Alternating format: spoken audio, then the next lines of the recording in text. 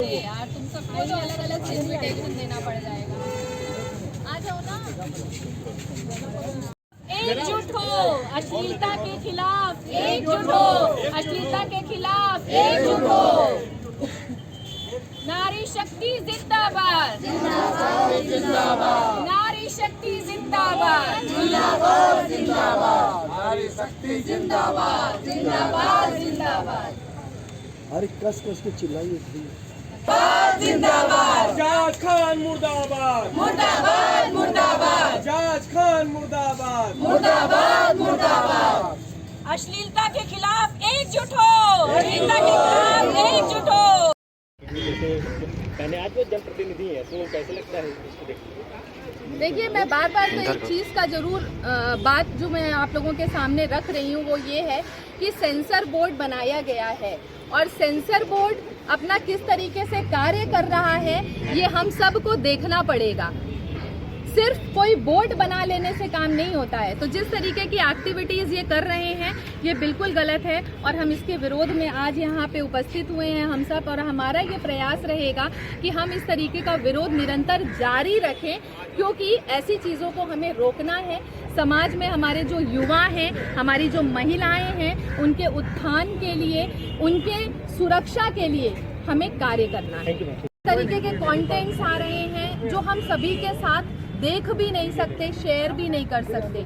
Social media का ज़माना है और इस ज़माने में बच्चे, बड़े, बुजुर्ग सभी फ़ोन रखते हैं और इस फ़ोन में जिस हिसाब से अश्लीलता दिखाई जा रही है उसको रोकने के लिए आज ये जन आक्रोश रैली का आयोजन किया गया है। और सरकार से मेरी ये डिमांड है कि जो भी इस तरीके की एक्टिविटीज़ जो लोग करते हैं, इस तरीके के प्लेटफॉर्म्स का इस्तेमाल करते हैं और गंदगी फैलाते हैं, उनके खिलाफ सख्त कार्रवाई होनी चाहिए। क्योंकि जब तक ये सख्त कार्रवाई नहीं होगी तब तक ये सिलसिला नहीं रुकेगा। अभी हम सब ने देखा कि हाउस अरेस्ट जैसे प्रोग्राम में महिलाओं के साथ इतनी गंदी बातें की जा रही हैं, उनके कपड़े उतरवाए जा रहे हैं और महिलाएं निरंतर इस तरीके की जो एक्टिविटीज़ में इनरोल हैं, उनके परिवार वालों से भी मैं ये गुजारिश करना चाहूँगी आप लोगों के माध्यम से कि आप ये ज़रूर देखें कि आपके बच्चे घर के किस तरीके की एक्टिविटीज़ में अपने आप को इनरोल कर रहे हैं, कैसे कंटेंट्स क्रिएट कर रहे हैं, कैसे प्लेटफॉर्म पे जा रहे हैं, क्योंकि ये सभी का कर्तव्य बनता है। और इसी वजह से अभी हमने ये हाउस अरेस्ट का शो देखा जिसमें अजाज खान ने महिलाओं से इस तरीके की डिमांड करी। अभी कुछ दिनों पहले इंडियाज़ गॉट लेटेंट समय राणा का शो था, उसमें भी हमने ये देखा कि तमाम उसमें बातें चली, लोगों ने विरोध किया, FIR हुई, लेकिन FIR होने के बाद क्या हुआ? कोई कठोर कार्यवाही नहीं हुई। और इसी का ये नतीजा है कि इस तरीके के जो लोग हैं इनका हौसला बढ़ते जा रहा है और ऐसी चीज़ों को ये करते जा रहे हैं। मैम, शो के विरोध के बाद जो उसके कंटेस्टेंट थे, खासकर फीमेल, उन्होंने कहा कि हम लोग अपनी मर्जी से कर रहे हैं और किसी को इस पर एतराज़ नहीं होना चाहिए। दूसरी बात यह है कि जो सेंसर बोर्ड है हमारा, उसके ऊपर क्या प्रश्न खड़े होते हैं जब इस तरीके से तमाम फिल्में आई हैं जिसमें आज तमाम लीडिंग एक्टर्स ने काम किया है, जिसमें अश्लीलता परोसी गई है। उसमें अगर बहुत सारी फिल्मों के अगर नाम लिए जाए तो 50s और 60s के दशक की भी रही है, तो लगता है कि एक परंपरा चलती आ रही है बॉलीवुड में। देखिए, अब सोशल मीडिया जितनी सक्रियता से अपनी भूमिका हमारे आपके घर में निभा रहा है, ये पहले नहीं होता था। तो अब जिस हिसाब से इन सारी चीज़ों को हम देख पा रहे हैं, और आपने बात की उस कंटेस्टेंट की जो ये कहती हैं कि वो स्वयं ये चीज़ें कर रही हैं, लोग देख रहे हैं, उनकी अभिव्यक्ति है। मैं ऐसे लोगों से एक और बात कहना चाहूँगी। इस देश के यशस्वी प्रधानमंत्री ने शौचालय सबके घर में लगवाया, इसलिए ताकि जो बाहर गंदगी फैल रही है उसको रोका जा सके। वैसे ही सोशल प्लेटफॉर्म्स में जिस हिसाब से गंदगी फैल रही है बाहर, उसे हमें रोकना पड़ेगा। हम इसे सिर्फ ये कह करके नहीं टाल सकते कि ये अभिव्यक्ति है किसी व्यक्ति की। इस गंदगी को रोकना होगा। आपको जो करना है आप घर में करिए, लेकिन आप बाहर इस तरीके की चीजें नहीं कर सकते हैं, क्योंकि हमारी संस्कृति और सभ्यता का ये सवाल है। मैम, सेंसर बोर्ड की भूमिका कैसे देखती हैं, क्योंकि एक महत्वपूर्ण एक संस्थान इसीलिए बनाया गया है? देखिए, सेंसर बोर्ड अपना कार्य किस तरीके से कर रहा है आप सभी को पता है।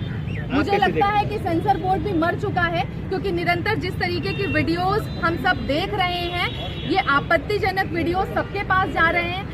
जो मूवीज हम सारे परिवार के साथ बैठ करके देख पाते थे, आज हम वो नहीं कर पा रहे हैं। उसी तरीके से ये जो OTT प्लेटफॉर्म्स हैं, इन पे भी कायदे से लगना चाहिए ऐसे ही लगाम, ताकि ये लोग भी इस चीज़ों को ना प्रदर्शित कर पाए, जिसके लिए हमारी सरकार से कई डिमांड भी हैं और मैं आप लोगों के सामने वो रखना भी चाहूँगी। सभी डिजिटल प्लेटफॉर्म पर एक समान कार्यक्रम संहिता यूनिफाइड प्रोग्राम कोड लागू किया जाए, ताकि नैतिकता और शालीनता के समान मानकों का पालन सुनिश्चित हो सके और उल्लंघन करने वालों पर कठोरतम कार्यवाही हो।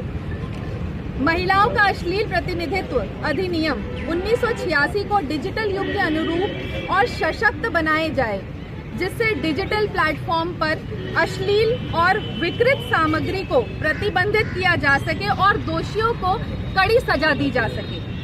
डिजिटल कंटेंट की निगरानी, विनियम और नियंत्रण के लिए अर्ध न्यायिक अधिकारों के साथ डिजिटल काउंसिलिंग ऑफ भारत का गठन किया जाए, जो आपत्तिजनक कंटेंट को तुरंत हटाने और आदेश दे सके, अनुपालन करने व कठोर दंड दे सके।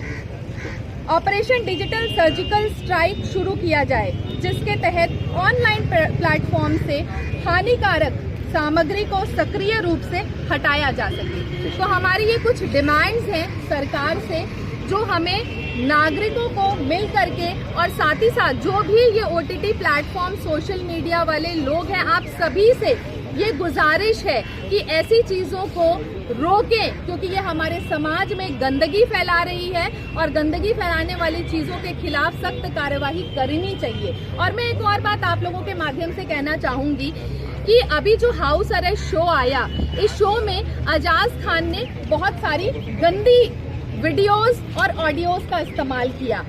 ये अजाज खान कौन है? ये चंद्रशेखर आजाद से की पार्टी के व्यक्ति हैं, जिन्होंने टिकट लिया और ये चंद्रशेखर आजाद के लिए काम करते हैं। और चंद्रशेखर आजाद जो बात बात पर जमीन पे लौट जाते हैं, आंदोलन करते हैं, बात करते हैं दलित महिलाओं की, वो उनको तब नहीं दिखाई देता है कि इन्हीं के पार्टी के लोग इस तरीके की हरकत कर रहे हैं, तब इनके मुंह में ताला लग जाता है। अब इनको नहीं दिख रहा है कि किस तरीके से दलित महिलाओं का शोषण हो रहा है, ऐसे कंटेंट्स को जो परोसा जा रहा है, और इनकी वजह से किस तरीके की मानसिकता बन रही है लोगों की, और इस मानसिकता से प्रभावित होकर के महिलाओं के ऊपर अत्याचार और उत्पीड़न हो रहे हैं। तो चंद्रशेखर